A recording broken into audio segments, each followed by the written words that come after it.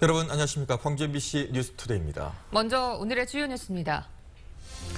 전남 일부 시군의 간부 공무원들이 상조 회비를 걷어 단체장들에게 상납성 선물을 해왔다가 행정자치부 감사에서 적발됐습니다. 광주시가 제2순환도로 1구간 대주주인 맥쿼리 측과 2018년까지 시 재정 지원액을 1,200억 원 이상 줄이기로 합의했다고 공식 발표했습니다.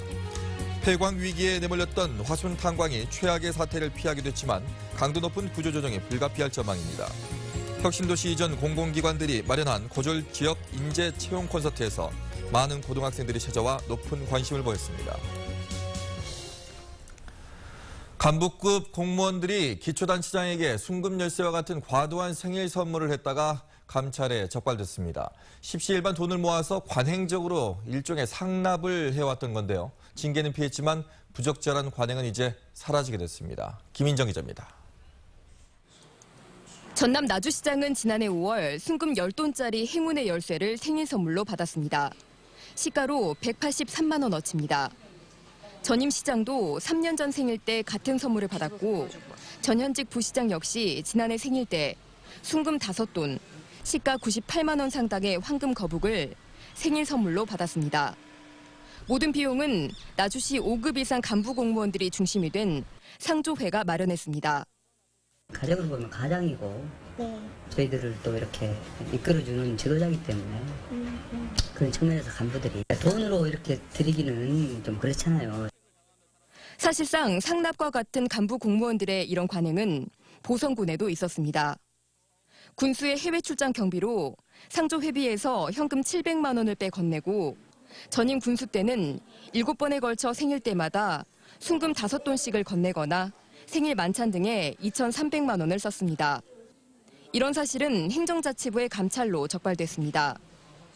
행정자치부는 감찰 결과를 토대로 나주시와 보성군에는 기관 경고, 관련자들에게는 징계를 하라고 전라남도에 요청했습니다. 논란이 일자 부시장 등 일부는 선물을 되돌려주기도 했습니다. 그러나 전라남도는 선물이 과도한 측면은 있지만 의례적이었다며 징계하지 않기로 결정해 국민 감정을 거스른 처분이란 비판이 나옵니다. MBC 뉴스 김인정입니다. 오늘 우산이 필요하겠습니다. 오후에 서해안에 비가 시작돼 오후 늦게에는 전 지역으로 확대가 되겠는데요. 곳에 따라 국지적으로 많은 비가 쏟아지겠고 돌풍과 벼락을 동반하겠습니다. 예상되는 강우량은 20에서 40mm가 되겠습니다. 비가 내리면서 더위도 주춤하겠는데요. 오늘 낮 기온이 27도로 어제보다 3도가량 낮겠고 내일은 26도까지 떨어지겠습니다. 현재 남해안 지역을 중심으로 약하게 비가 내리고 있는데요. 오늘 기압골의 영향으로 비가 내리겠고 곳에 따라 돌풍을 동반하기도 하겠습니다. 현재 기온입니다. 광주가 20.9도, 담양 19.1도로 어제 같은 시각과 비슷하고요. 낮에는 어제보다 3도에서 4도가량 낮겠습니다. 곡성 구례 26도에 머물겠고 보성 고흥 25도가 예상됩니다. 날씨였습니다. 제2순환도로 재정지원 방식을 놓고 광주시와 맥쿼리의 협상 타결이 임박했다는 소식 며칠 전에 전해드렸죠. 광주시가 최종 합의에 이르렀다고 공식 발표했습니다. 협상 타결의 배경과 의미를 김철원 기자가 전해드립니다. 광주시가 제2순환도로 1구간 운영사인 맥쿼리에 지난 15년 동안 준 세금은 2천억 원이 넘습니다. 지난 2000년 11월 완공 당시 맺은 약정, 최소 운영 수입 보장제 MRG에 따라 예측 통행량의 85%에 미치지 못한 수입을 세금으로 보전해 주도록 했기 때문입니다. 민자 유치를 위한 새로운 실험이었지만 실제 운영 결과 통행량이 예측치의 절반에도 미치지 못하면서 떼내고 싶은 혹이었음이 드러납니다. 이대로라면 협약을 맺은 2028년까지 맥쿼리 측에 줘야 할 세금이 3,600억 원이 넘습니다. 뒤늦게 맥쿼리 측에 행정명령을 내리고 소송도 벌였지만 버티면 소용이 없다는 걸 알게 된 광주시는 맥쿼리와의 재협상에 나섰고 결국 최소 수입 보장제 폐지에 합의하기에 이릅니다. 최소 운영 수입했던 보장 MRG 이걸 폐지를 합의하고 1,300억 원 정도의 시민의 혈세가 절감될 수 있는 광주시는 1,300억 원의 세금을 아끼게 됐다고 자화자찬하지만 뒷맛이 개운치만은 않습니다. 첫 단추를 잘못 끼운 탓에 밑빠진 독에 물을 부어오던 자치단체가 16년이 지나서야 잘못을 바로잡았기 때문입니다. 변경 시시계약을 체결하게 되는데 그와 맞춰서 이제 저희들은 감독 명령을 취소하고 사업자는 소송을 취소하는 그런 내용이 되겠습니다. 그나마 이제라도 재협상을 통해 재정을 아끼게 된 점은 평가할 부분입니다. 제소 운영 보장제 MRG를 통해서 상당히 광주광역시의 재원 손실이 많았었는데요. 이번 협상을 통해서 작은아마 손실을 좀 최소화할 수 있었다. 도입 당시에는 민자유치 SOC 건설을 위한 만능 열쇠처럼 보였던 최소 수입 보장제. 면밀한 검토 없이 추진되면서 시민들에게 부담과 혼란만 남겼습니다. MBC 뉴스 김철원입니다. 호남 고속철이 무안공항을 경유해 제주까지 연결되도록 호남 지역 단체장들이 힘을 쏟기로 했습니다. 윤장현 광주시장과 이낙연 전남지사, 송하진 전북지사는 어제 전주에서 호남권 정책협의회를 갖고 호남 고속철을 무안공항과 제주까지 가도록 하는 것이 서남해안권 성장 기반 확보를 위해 필요하다며 이같이 합의했습니다. 단체장들은 또 기존에 합의했던 서해안철도 건설과 공무원 인사교류 등도 지속적으로 추진하기로 했습니다. 광주시가 2015 광주 유대배 시설 등 대상으로 종합감사를 벌이고 있습니다. 광주시 감사위원회는 지난달부터 전담팀을 꾸려 유대배를 위해 새로 만들어진 체육관과 수영장 등을 대상으로 시설 정비와 계약 내용을 확인하고 있습니다. 이번 감사는 세계수영대회 사무총장 인선이 계속 늦춰지고 있는 상황에서 이뤄지고 있어 배경에 관심이 쏠리고 있습니다. 정부의 공기업 구조조정에 따라 폐쇄될 거라는 화순 탄광이 다행히 한 고비를 넘기게 됐습니다. 폐광하는 대신 인원과 생산량 감축으로 선회하면서 노조 측에서도 정부의 구조조정안을 받아들였습니다. 이계상 기자입니다. 연간 600억 원대의 손실을 내고 있는 석탄 공사에 대해 정부가 강도 높은 구조조정안을 내놨습니다. 정부는 탄광 노동자와 주민들의 반발을 고려해서 폐광 정책에서 한 발 물러나 감산과 감원을 추진하기로 했습니다. 이에 따라 당장 내년에 1순위로 문 닫을 가능성이 높았던 화순 탄광은 폐광의 위기를 넘길 수 있게 됐습니다. 석탄공사 노동조합은 정부의 구조조정안을 일단 수용하기로 하고 총파업 투쟁도 철회하기로 했습니다. 화순군과 군의회도 일방적인 폐광 정책이 중단된 것은 다행이라며 지역 경제가 휘청거리지 않도록 단계적인 구조조정이 이루어져야 한다고 밝혔습니다. 화순 경제에 이축 당하지 않고 우리 가공부들도 생존권을 보장하는 측면에서 잘 해결되기를 기대하는 바입니다. 하지만 사실상 폐광에 버금가는 구조조정이 단행될 가능성이 높아서 노조와의 마찰은 불가피할 것으로 전망됩니다. 인력을 줄이는 과정에서 원만한 노사 합의가 이루어지지 않을 수도 있어서 갈등의 불씨는 여전히 남아 있습니다. MBC 뉴스 이계상입니다. 대법원의 사업효력 정지 결정에도 공사를 강행해 사법부 무시 논란을 빚고 있는 담양군이 법원에 탄원서를 제출했습니다. 담양군 공무원과 주민 등 6천여 명은 지난 10일 메타프로방스 유원지 사업은 군과 민간이 협력해 시행하는 공익적 성격의 사업이라며 차질 없는 추진을 허용해달라는 내용의 탄원서를 대법원에 제출했습니다. 2심 재판에서 공익사업 능력이 없는 시행자를 사업자로 선정했다며 사업 무효 판결을 받은 메타프로방스 유원지 사업은 현재 대법원의 최종 선고를 기다리고 있습니다. 장성 농어촌 뉴타운에서 발생한 주택 하자에 대해서 법원이 주민 피해를 배상하라고 판결했습니다. 광주지법 민사 14부는 드림빌 입주민 68명이 장성군을 상대로 낸 손해배상 소송에서 원고 승소 판결을 했다고 밝혔습니다. 재판부는 입주한 지 얼마 안 된 주택에서 누수와 곰팡이 등 하자가 발생해 주민들이 고통을 받은 점이 인정된다며 위자료와 수리비 등으로 3억 1천만 원을 지급하라고 주문했습니다. 혁신도시 공공기관에 취업하는 것은 지역 대학생뿐만이 아니라 많은 고등학생들의 바람이기도 합니다. 그만큼 지역에 좋은 일자리가 부족하다는 반증이기도 한데 지역 인재 채용 확대는 아직까지 갈 길이 멀어 보입니다. 한신구 기자의 보도입니다. 꿈에 그리던 공공기관에 취업하려면 무엇을 준비해야 하고 또 어떤 직무 능력들이 필요한지 궁금한 것도 물어볼 것도 많습니다. 물어봐요. 자격증 뭐 따셨어요? 저는 잘 기억이 안 나는데 워드랑 커말이랑 전산회계 1급, 2급 땄었고요. 한정과 농어촌공사 등 광주 전남 혁신도시 9개 공공기관들이 함께한 고졸 인재 채용 콘서트. 지난해 말 혁신도시법이 개정되면서 대학 졸업자나 졸업 예정자에게 한정됐던 지역인재 채용이 고등학교로까지 확대되면서 마련됐습니다. 금년 하반기부터 이제 고졸 인재도 마찬가지로 저희들이 지역의 인재를 많이 채용할 수 있도록 여러 가지 정책적인 수단을 최대한 강구해 나갈 계획입니다. 그래서 현장을 찾은 광주 전남 특성화고와 마이스터고 학생들은 채용 요강을 꼼꼼히 듣고 모의 면접에 직접 참여하면서 하나라도 더 정보를 얻기 위해 귀를 기울였습니다. 그렇지만 아직까지 구체적인 채용 인원이 정해지지 않았고 그것도 일부 직종에 그쳐서 아쉬움을 줬습니다. 그러니까 일반 전형도 있으면서 마이스터고 전형도 있거든요, 현재는. 특성화 고등학교 전형도 늘렸으면 그럼 좋겠어요. 고졸 채용도. 지금은 없어요, 특성화 전형. 네, 그런 게 없어가지고. 지역인재 채용은 혁신도시 공공기관과 지역사회 상생 발전의 핵심 요소로 꼽히는데 아직 갈 길이 멉니다. 광주 전남 혁신도시의 공공기관이 지난해 신규 채용한 인원은 2천여 명. 이 가운데 지역인재는 280여 명으로 13.9%에 머물렀습니다.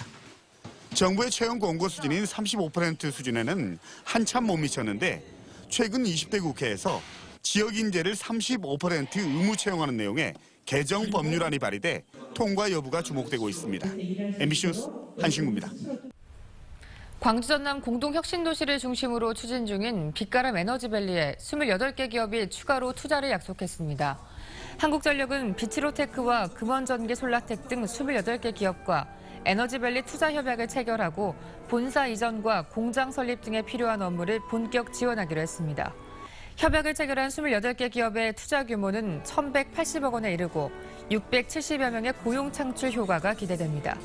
빛가람 에너지밸리에 입주하기로 MOU를 체결한 기업은 130곳을 넘어섰고 이 가운데 54곳이 용지 계약 등 투자를 실행한 것으로 집계됐습니다.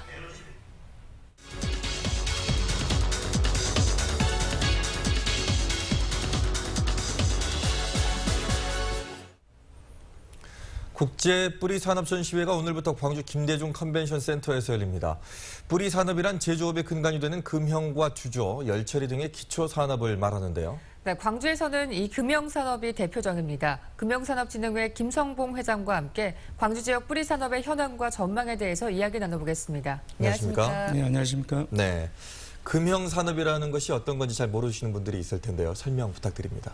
예, 금형산업은 똑같은 제품을 대량으로 생산하는데 필요한 이 틀을 제작하는 그런 산업입니다. 자동차나 그 가전산업, 거기에 들어가는 이 부품들이 굉장히 많은데요. 예, 자동차 부분에 있어서 보면은 약 25,000 개의 부품이 들어간다고 합니다. 그중에서 약 80% 정도를 금형으로서 제작하기 때문에 금형이 굉장히 중요한 산업이라고 할 수 있겠습니다. 네, 광주 금형산업이 연매출 1조 원을 넘어섰는데요. 우리 지역의 금형산업의 현황과 또 경쟁력은 어느 정도일까요? 현재 광주 지역에는 약 320여 개의 금형기업이 있고요. 거기에 종사하는 인원은 약 4,800여 명. 작년도 기준으로 연간 매출액이 1조 2천억 정도 됐었고요. 수출액은 4,600억 정도. 수출이 차지하는 포지션은 약 36%를 차지하고 있고요. 전국적으로 보면은 광주 지역의 매출액이 약 11% 정도를 차지하고 있다고 할 수 있겠습니다. 네. 그런데 이제 광주 지역 같은 경우에는 삼성전자 가전 라인도 축소가 됐고요. 또 자동차 수출도 좀 감소세다. 이렇게 좀 우울한 소식들이 좀 있는데 어떻게 앞으로 또 헤쳐나가야 될까요? 그렇죠. 지금 삼성전자뿐만 아니라 국내의 전체 산업에서 내수부분이 침체되고 있는데요. 저희들은 그에 대한 대응하기 위해서 수출 쪽에 전력을 기울이고 있습니다. 현재 일본 동경에 저희들이 수출 전문 인력을 2명을 현재 파견해 있고요. 미국 디트로이트에 금년 5월 달부터 전문 인력 1명이 파견돼서 마케팅에 전력을 기울이고 있습니다. 그래서 앞으로는 수출 쪽에 더욱더 전력을 기울여서 거기에서 내수의 부진을 커버하도록 계획을 가지고 있습니다. 네, 오늘부터 뿌리산업 전시회가 시작이 됩니다. 금형업계에서는 어떤 전시를 준비를 하고 있고 이 전시에서는 어떤 효과를 기대를 하고 있을까요? 지금은 뿌리산업 전시회라고 해가지고 금형산업 전시회 같이 진행을 하고 있는데요. 예전에는 서울과 광주가 경연제로 홀순위는 서울에서 짝순위는 광주에서 금형산업 전시회를 해왔었는데요. 작년도에서는 광주시에서 뿌리산업을 활성화시키기 위해서 뿌리산업도 전시회를 같이 하자 해가지고 현재 실시하고 있는데 저희 전문 기업, 금형 각 분야 전문 기업이 20개사가 현재 출전하고 있고요. 일본, 독일, 미국에서 빅바이어들을 초청해가지고 수출 상담회를 가질 계획을 가지고 있습니다. 그래서 이번을 기회로 해서 또 수출이 한 걸음 더 성장하는 그런 기회가 되지 않을까 생각을 하고 있습니다. 네, 정부도 그렇고요. 또 광주시도 뿌리 산업의 중요성을 상당히 많이 강조를 하고 있는데 우리 지역 뿌리 산업 업체들이 가져야 될 필요한 점들이 뭐가 있을까요? 우선 첫 번째로 뿌리 산업은 기본에 충실해야 된다고 보고 있고요. 기본에 충실하지 않으면 뿌리 산업 영역이 굉장히 어렵습니다. 그래서 기본에 충실하고 두 번째는 협업화에 적극적인 돼야 되지 않겠느냐. 협업화가 이루어지지 않으면 대경쟁이 굉장히 뒤떨어지기 때문에 협업화를 적극성 가져야 되겠고요. 두 번째로는 공동기술 개발에 많은 할애를 해야 되겠다는 생각을 하고 있습니다. 지자체나 정부에서는 뿌리산업 취약한 점을 감안해서 광주에 만들어진 트라이어 센터나 하이텍 금융센터와 같은 공동시설을 확충하는 데 적극적인 지원이 필요하다고 보고 싶겠습니다. 네, 이 뿌리 산업과 금융 산업이 광주의 든든한 버팀목이 좀 됐으면 좋겠습니다. 오늘 나와주셔서 고맙습니다. 네, 감사합니다. 멸종위기 야생동물 일부인 황구렁이가 잇따라 발견되고 있습니다. 어제 오전 8시쯤 광주시 광산구 비아동의 한 주택 주방에서 길이 1.5m가량의 황구렁이가 발견되는 등 지난 12일부터 두 차례에 걸쳐 광주 전남에서 황구렁이 4마리가 발견됐습니다. 소방당국은 먹이사슬 변화로 먹잇감이 부족해지자 황구렁이가 주택까지 내려온 것으로 보고 인근 야산에 풀어주는 한편 정확한 경위를 조사하고 있습니다. 어제 낮 12시쯤 광주시 북구 임동의 한 자동차 공업사에서 불이 나 소방서 추산 2,500만 원의 재산 피해를 내고 15분 만에 꺼졌습니다. 불이 나자 공업사 주인 68살 김모 씨 등 20여 명이 긴급 대피하는 소동을 빚었습니다. 경찰과 소방당국은 도장 작업을 하다 불이 났다는 김 씨의 말을 토대로 정확한 화재 원인을 조사하고 있습니다.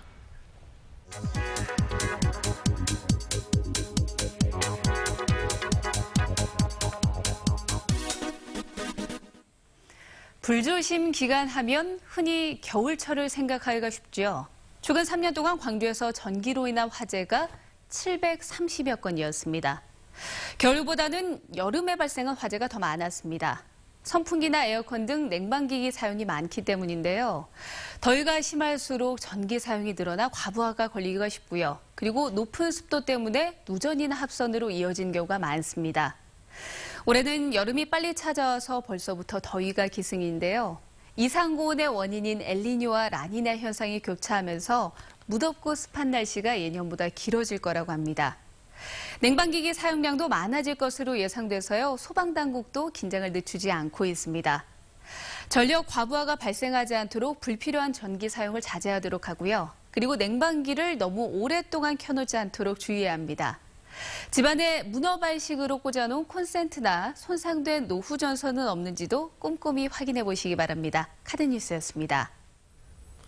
정부가 주는 교육 예산이 줄면서 가뜩이나 열악한 농어촌 교육 환경은 악화일로입니다. 허름한 관사뿐만 아니라 손봐야 하는 교육시설물이 많지만 엄두를 못 내는 상황입니다. 신광하 기자입니다. 낮에는 학생들이 쓰고 저녁에는 지역민들이 이용하는 초등학교 체육관입니다.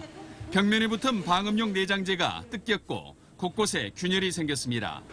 개보수가 필요한데 예산이 없습니다. 차량 한 대가 지나면 꽉 차버리는 등하굣길을 넓히고 보행로를 만들어달라는 요구도 대답 없는 메아리입니다. 다른 사업하고 겹치다 보니까 우선시에 밀려가지고 이렇게 좀 보수가 안 된 것 같습니다. 올해 정부에서 전라남도 교육청에 내려준 예산은 2조 7천억 원. 공무원 임금 상승 비율만 따지더라도 최소 300억 원을 더 줘야 하는데 지난해보다 1,100억 원이 줄었습니다. 공무원 임금이 3% 인상돼 도교육청은 올해 인건비로 전체 예산의 57%인 1조 8천억 원을 써야 합니다. 이 와중에 학교를 새로 짓는 데 쓸 예산이 지난해 1,100억 원에서 올해는 1,600억 원으로 늘어 기존 학교 시설 개보수 등에 쓸 돈은 줄었습니다. 누리과정까지 부담하면서 다른 교육사업비 삭감이 불가피한 겁니다. 전국적으로 교육적인 규모가 해년마다 줄어들고 있고 특히 전남 같은 경우에는 교부금 개선 기준이 변경되어서 저희들이 일선 학교에 투자할 여력이 거의 없는 형편입니다. 불과 2년 전 2천억 원에 육박했던 교육복지 예산이 올해는 800억 원대로 떨어지는 등 돈줄이 막힌 지방교육 여건은 갈수록 황폐화되고 있습니다. MBC 뉴스 신광하입니다. 광주 시립극단의 액션 판타지 뮤지컬 전우치가 오늘 저녁부터 다음 달 3일까지 금남공원에서 무료 공연됩니다. 지난 2013년 초연 이후 네 번째 시즌을 맞은 전우치는 종전 마당극 형식의 음악과 안무를 강화한 뮤지컬로 업그레이드돼서 시민들을 만납니다. 시립극단은 스토리를 더 탄탄하게 보강하고 국내 유명 뮤지컬 전문가들이 대거 참여해 완성도를 높였다고 밝혔습니다. 한편 전우치는 야외 공연이기 때문에 비가 오는 날에는 열리지 않습니다.